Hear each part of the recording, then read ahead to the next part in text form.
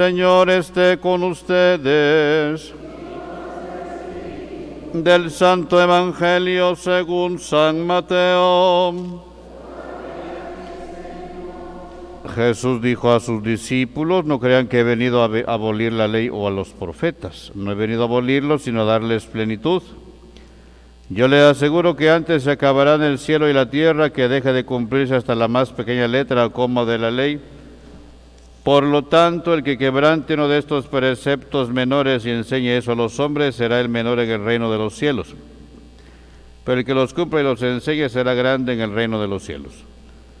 Les aseguro que si su justicia no es mayor que la de los escribas y fariseos, ciertamente no entrarán ustedes en el reino de los cielos. Han oído ustedes que se dijo a los antiguos: no matarás, y el que mate será llevado ante el tribunal. Pero yo les digo, todo el que se enoje con su hermano será llevado también ante el tribunal. El que insulte a su hermano será llevado ante el tribunal supremo. Y el que lo desprecie será llevado al fuego del lugar de castigo.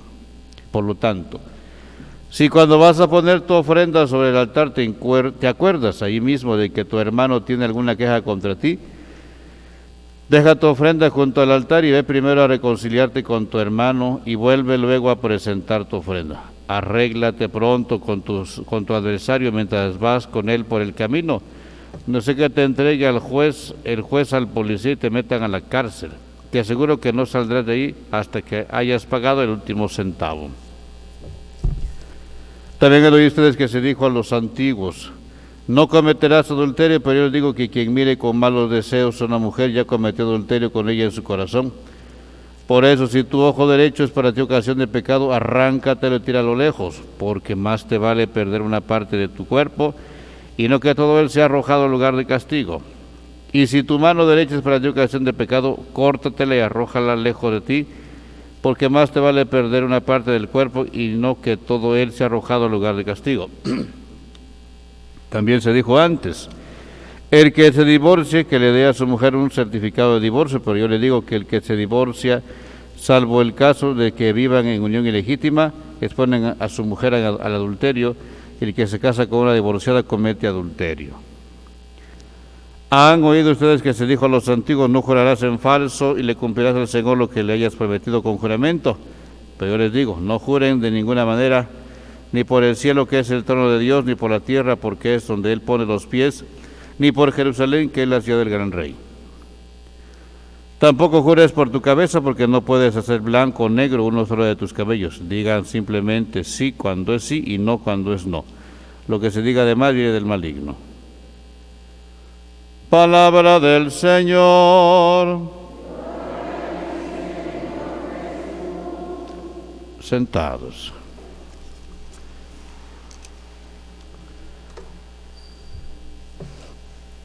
El Evangelio de Mateo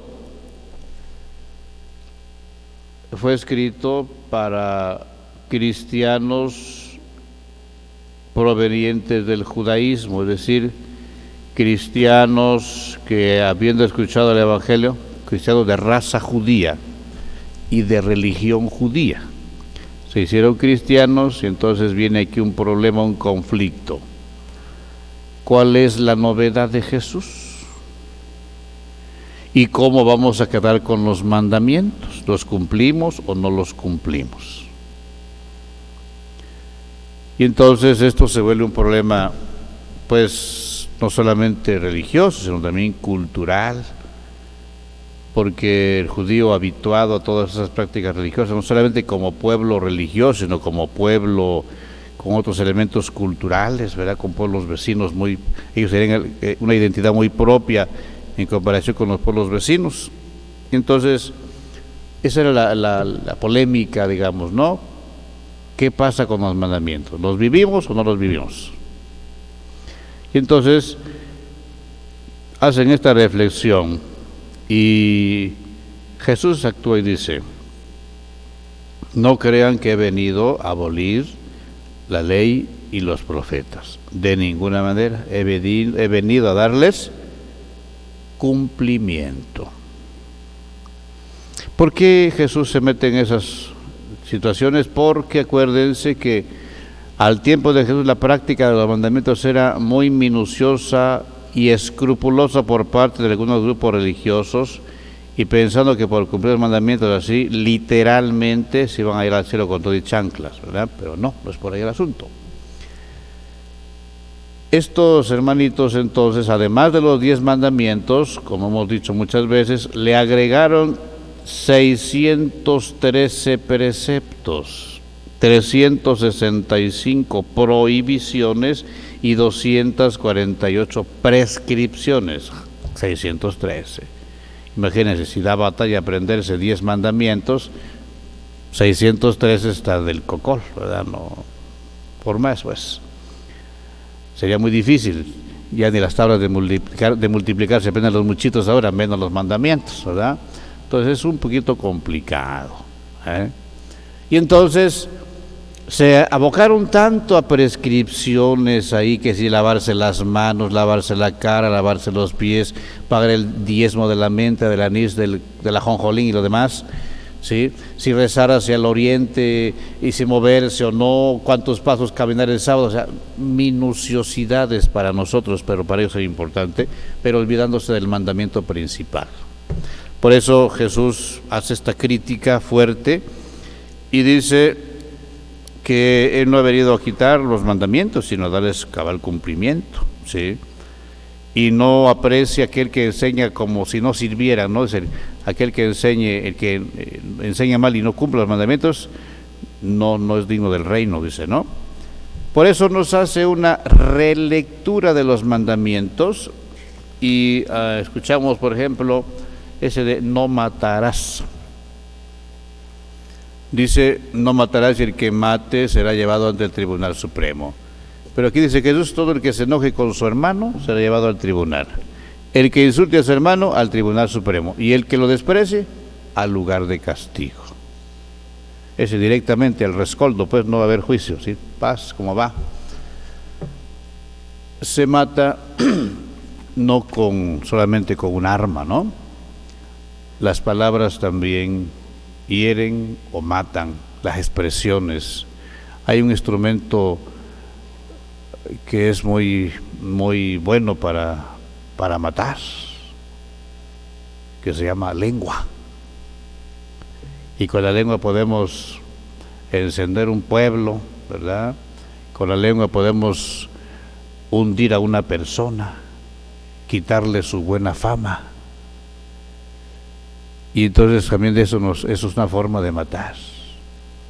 Como dice el dicho, si tus ojos fueran pistola, ya me hubieras disparado, alguna cosa así dice, ¿no? Como, imagínense, ¿no? Las miradas que a veces dirigimos, ¿no? O sea, ay, nomás que te vea ahorita vas a ver, ¿no? Te lleno tu platito, ¿verdad? Esas expresiones, cómo son duras, ¿no? Como dice el dicho, los ojos son la ventana del alma. Imagínense esos ojos así retadores, cómo estará esa alma por dentro, ¿verdad? Reina de grillos. Entonces también se mata con la lengua. Alguna vez alguien contaba esta anécdota, que una mujer contaba que se fue a confesar con San Felipe Neri y le dijo: padre, me acuso de que pues levanté un falso contra mi vecina y pues hay problemas, pero me duele mucho. Y le dijo San Felipe, ya, terminó. ¿Y mi penitencia? Le dijo. Bueno, mira, dice, ve a tu casa, ve al gallinero, saca una gallina y te vas al cerrito que está aquí enfrente, y cuando el aire esté soplando hacia el pueblo, quítale las plumas a la gallina y luego vienes. Fue la mujer a su casa, fue al gallinero, agarró la gallina, se fue al cerrito, y cuando estaba haciendo el aire, y que le quita todas las, pobre gallina, toda peluca quedó, ¿no? Y entonces dijo: don Felipe, ya vine, ¿qué debo hacer ahora? Ve a recoger una por una las plumas, dijo. Y dice: es imposible, ¿cómo cree? Así es de imposible recobrar la buena fama de la persona de quien hablaste. Qué daño es hablar de la gente, ¿no? Qué gran daño es eso, ¿no? Bueno, más por lo de este mandamiento, ¿eh? Y esta observación es: si cuando vas a poner tu ofrenda sobre el altar te acuerdas allí mismo de que tu hermano tiene él una queja contra ti, deja tu ofrenda, reconcíliate y luego vienes. La vida práctica no puede estar desligada del culto. El culto es expresión de la vida práctica. Es imposible decir que al venir al culto estamos bien con Dios y saliendo del templo estamos mal con el prójimo. Eso no puede ser. Si estás mal con tu prójimo, estás mal con Dios. Si quieres estar bien con Dios, estate bien con tu prójimo. No pensemos que porque el día del Señor de Tlacolula o el día de la Asunción vamos a adornar con flores carísimas, vamos a gastarnos 400, 500 mil pesos en flores. ¿Y para qué? ¿Y eso en qué te va a servir a ti? ¿Le vas a dar gloria a Dios o te vas a lucir tú? Misericordia quiero, no sacrificios, conocimiento de Dios más que ofrendas, dice el profeta Isaías. Entonces, ¿cómo es importante equilibrar, O sea, no está mal dar culto, pero el culto es auténtico cuando estamos bien con el prójimo, cuando somos justos, cuando buscamos vivir con fidelidad nuestra vida cristiana. Y también aquí una observación muy importante: no cometerás adulterio, dice, pero han oído ustedes que se dijo a los antiguos, no cometer adulterio. Pero yo les digo, esa expresión muy interesante de Jesús, han oído ustedes que se dijo a los antiguos, y enuncia el mandamiento. Pero yo les digo, estaba diciendo que es una relectura que hace Jesús de los mandamientos. Él se pone por encima de Moisés, Él siente tener más autoridad que Moisés, por eso dice, pero yo les digo, todo el que mire con malos deseos a una mujer ya cometió adulterio en su corazón.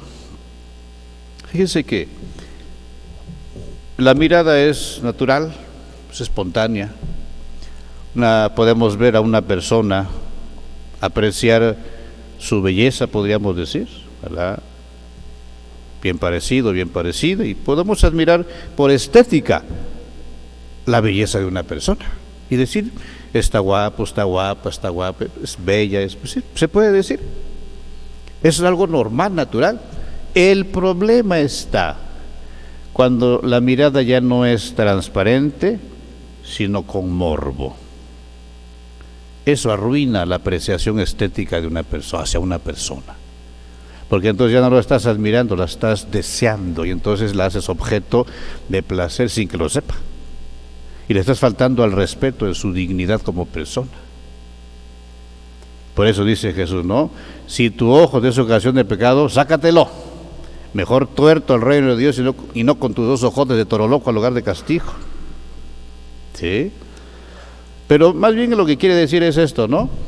O sea, al final de cuentas, fíjense que es más fácil sacarse un ojo que quitarse el mal hábito de andar mirando donde no debemos.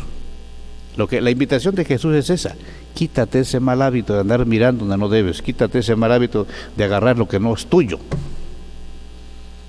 Eso no es tanto la interpretación literal de sacarse el ojo, tomarse la mano, sino de quítate eso que hace que pongas en mal a tus sentidos.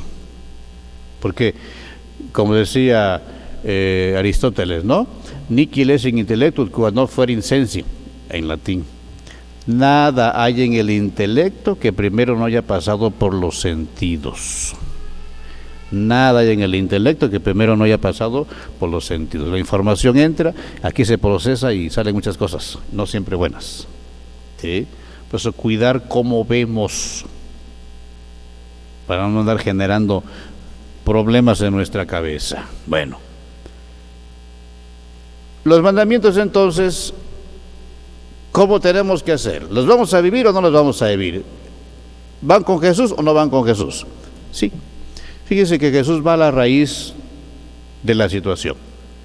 Jesús va a la motivación fundamental para vivir los mandamientos, el amor. Quien ama va a respetar las cosas de su prójimo, no va a andar deseándolas, no va a andar robándolas, el que ama. El que ama va a amar la verdad, no va a decir mentiras, no va a decir falsos testimonios, va a respetar la dignidad de la persona. El que ama va a respetar la vida de las personas, desde su concepción hasta su término natural. va a respetar, no va a matar. El que ama va a ser fiel a su pareja, no le va a andar jugando chueco, ¿sí? Solamente el que ama es fiel. El que ama a Dios va a santificar el día que tiene que hacer, no va a andar utilizando a Dios como testigo falso, ¿sí? Entonces la motivación fundamental para vivir los mandamientos es el amor. Sin amor los mandamientos son pesados, son chocantes, fastidian. Al final de cuentas los mandamientos son expresión de amor, ¿sí? Y si queremos saber cómo vivir los mandamientos que dice Jesús, ámense unos a otros como yo los he amado. El modelo y la medida del amor es Jesús. La forma de vivir los mandamientos es la de Jesús, con amor y por amor. Ojalá por ahí le demos alguna repasadita a los mandamientos, en nuestro catecismo viejo por ahí, o en la Biblia, Éxodo 20. Si no, pues por lo menos pidámosle al Señor en la oración que nos ayude a crecer en el amor, para que lo expresemos en la relación con el prójimo. Y eso entonces nos hace estar bien con Dios. Estás bien con tu prójimo, estás bien con Dios. Así sea. De pie.